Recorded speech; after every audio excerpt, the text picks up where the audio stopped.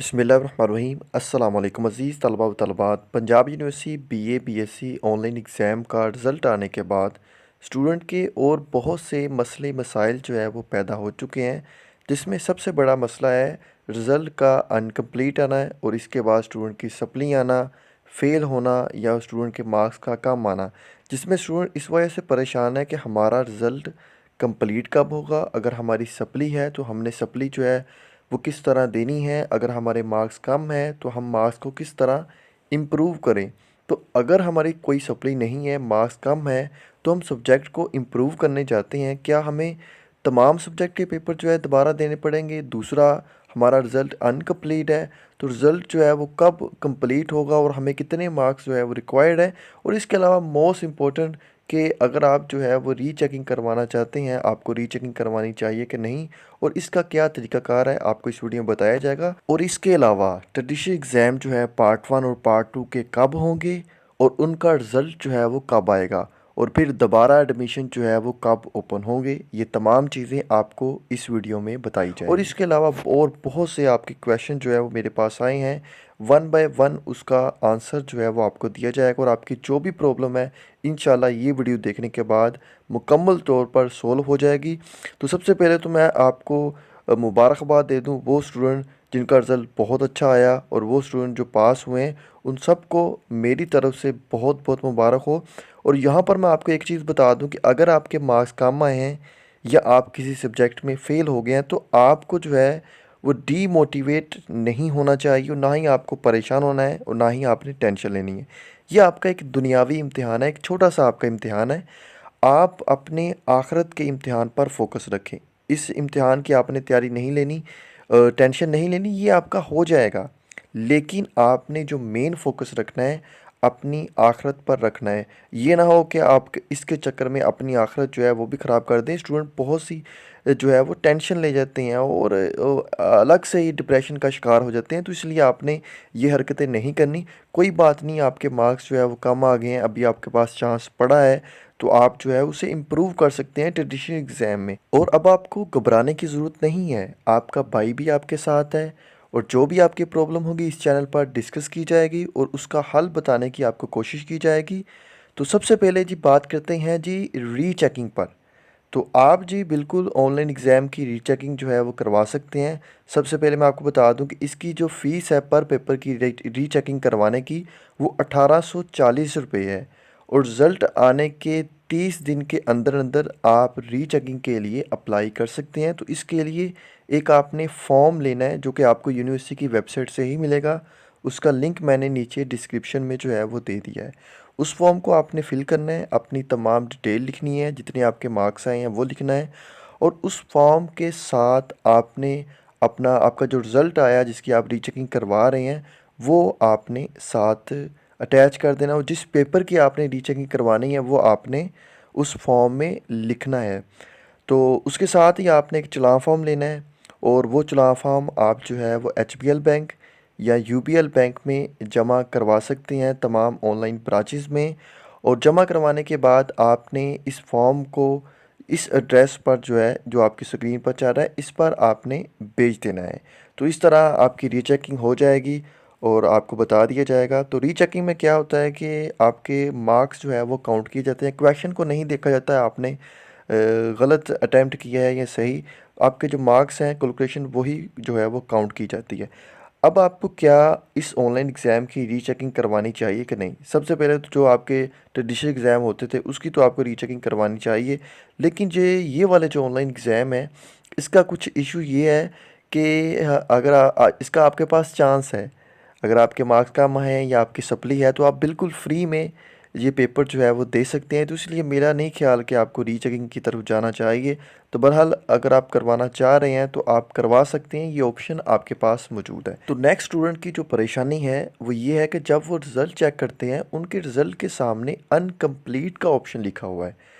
तो ये मैं आपको बता दूं कि अनकम्प्लीट इस वजह से आ रहा है कि अभी तक आपके प्रैक्टिकल के मार्क्स जो है वो नहीं लगे, तो इसलिए अनकम्प्लीट का ऑप्शन जो है वो आ रहा है। तो यहाँ पर बहुत से स्टूडेंट ये पूछते हैं कि फिर हमारे प्रैक्टिकल के मार्क्स जो है वो कब तक लग जाएंगे। तो यहाँ पर मैं आपको बता दूं कि सुनने में ये आ रहा है कि आपके प्रैक्टिकल के मार्क्स जो है वो 1 हफ़्ते के अंदर-अंदर जो है वो लगा दिए जाएँगे और 1 हफ़्ते के बाद जब आप अपना रिज़ल्ट चेक करेंगे तो आपको कंप्लीट रिज़ल्ट जो है वो देखने को मिलेगा। साथ में आपको पास और फ़ेल तब उसके बाद जो है वो पता लग पाएगा।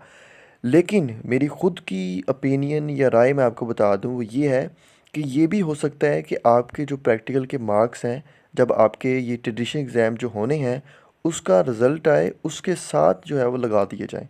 ये भी हो सकता है, ये मेरी ख़ुद की राय है, अभी इसके बारे में कोई ऐसी न्यूज़ नहीं आई, जब आएगी तो वो भी आपको बता दिया जाएगा, ऐसा भी हो सकता है।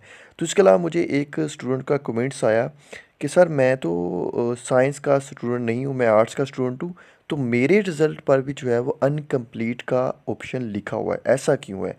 तो डियर मैं आपको बता दूं ऐसा इस वजह से हो सकता है कि जब आपने ऑनलाइन एग्ज़ाम दिए हैं तो शायद आपका इंटरनेट कनेक्शन जो है वो डिस्कनेक्ट हो गया हो या आपका पेपर ब्लॉक हो गया हो या कैंसिल हो गया हो, तो इस वजह से भी हो सकता है। लेकिन फिर भी आप यूनिवर्सिटी से कॉन्टैक्ट करें, ये इन्फॉर्मेशन आपके स्क्रीन पर चल रही है। आप उनसे कॉन्टैक्ट करें, आप उनको मेल करें और आप उनको अपनी प्रॉब्लम बताएं। शायद कोई यूनिवर्सिटी की तरफ से कोई प्रॉब्लम हो, कोई बग हो, वो सोल्व कर दे, अदरवाइज़ आपको वो पेपर जो है वो दोबारा देना पड़ेगा। और नेक्स्ट स्टूडेंट की तरफ से पूछे जाने वाले सवालों में ये है कि सर मेरी एक सप्ली है, क्या मुझे वो एक सप्ली देनी पड़ेगी या तमाम पेपर सब्जेक्ट के पेपर जो है वो दोबारा देने पड़ेंगे?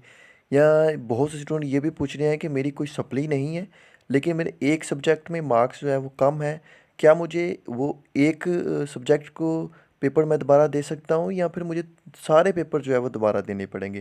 तो यहाँ पर तलबा व तलबात मैं आपको बता दूँ कि अगर आपकी सप्ली है तो वो तो आपको ट्रेडिशन में देनी ही पड़ेगी, अदरवाइज़ आपका रिज़ल्ट कंप्लीट नहीं होगा, आप पास नहीं होंगे। और अगर आप तमाम सब्जेक्ट में पास हैं और आपके एक सब्जेक्ट में मार्क्स कम हैं, तो ये आप पे डिपेंड करता है कि आपने तमाम सब्जेक्ट के पेपर देने हैं या एक के देने हैं। आप एक के भी दे सकते हैं, कोई इशू नहीं है, आप सब के भी दे सकते हैं, ये आप पर ही डिपेंड करता है। और इसके लिए कोई आपके आपसे एक्स्ट्रा फ़ीस नहीं ली जाएगी, बिल्कुल फ्री आप ट्रेडिशनल एग्ज़ाम में ये पेपर दे सकती हैं अगर आपकी सप्ली है। अगर सप्ली नहीं है और कोई भी सब्जेक्ट आप इम्प्रूव करना चाहते हैं, आप समझते हैं कि मेरे इसमें मार्क्स कम आए हैं, ज़्यादा आने चाहिए थे, तो भी आप वो ट्रेडिशन में दोबारा दे सकते हैं। अब यहाँ पर बहुत से स्टूडेंट ये भी पूछते हैं कि ट्रेडिशनल एग्ज़ाम देने का क्या तरीका होगा जिन्होंने ऑलरेडी ऑनलाइन एग्ज़ाम दे लिए हैं? तो यहाँ पर उनका कोई तरीका अलग से जो है वो यूनिवर्सिटी ने अभी तक जारी नहीं किया। तरीका यही है कि तमाम स्टूडेंट की रोल नंबर स्लिप जो है वो जारी की जाएगी। अगर आपने कोई सब्जेक्ट फ़ेल है वो आपने देना है, आप दे सकते हैं। अगर आपने कोई सब्जेक्ट इम्प्रूव करना है वो कर सकते हैं। रोल नंबर स्लिप जो है वो सबको जो है वो जारी की जाएगी।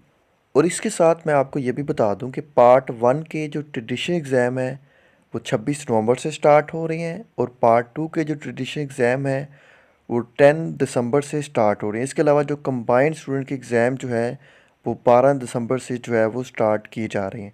अब ट्रेडिशनल एग्ज़ाम का रिज़ल्ट कब आएगा? तो ट्रेडिशनल एग्ज़ाम का रिज़ल्ट जो है बताया ये जा रहा है कि 5 फरवरी तक या इससे पहले अनाउंस कर दी जाएगा। मेरे ख़्याल से ये पहले अनाउंस होना चाहिए ताकि आप जो है वो स्प्रिंग एडमिशन्स में एडमिशन ले सकें, मज़ीद आपका साल जो है वो ज़ाया ना हो। अब कौन-कौन सी यूनिवर्सिटी स्प्रिंग एडमिशन्स ओपन करती हैं, कब ओपन होते हैं? तो यहाँ पर मैं आपको बता दूँ कि पंजाब यूनिवर्सिटी अभी तक स्प्रिंग एडमिशन ओपन नहीं कर रही, एनुअल में ही ओपन करती हैं। इसके अलावा अल्लामा इकबाल ओपन यूनिवर्सिटी है, वो स्प्रिंग के एडमिशन ओपन करती है। यूनिवर्सिटी ऑफ लाहौर है, इंटरनेशनल इस्लामिक यूनिवर्सिटी है और इसके अलावा विर्चू यूनिवर्सिटी है, बहावुद्दीन ज़िक्री यूनिवर्सिटी है। और ये बहुत सी यूनिवर्सिटी जो है वो स्प्रिंग के एडमिशन जो है वो ओपन कर रही हैं, आप उनमें एडमिशन्स ले सकते हैं। स्प्रिंग के एडमिशन जो है वो दिसंबर के लास्ट वीक से जो है वो स्टार्ट हो जाते हैं और जनवरी तक आप इसमें अप्लाई कर सकते हैं और फरवरी के मिड या फरवरी के लास्ट वीक में इसकी क्लासेस का आगाज़ जो है वो कर दिया जाता है। तो आई होप आपकी जो भी कन्फ्यूज़न होगी वो इस वीडियो को देखने के बाद क्लियर होगी। अगर आपका फिर भी कोई क्वेश्चन है तो आप मुझे नीचे कमेंट्स बॉक्स में ज़रूर कीजिएगा, इंशाल्लाह उसका भी रिप्लाई ज़रूर किया जाएगा।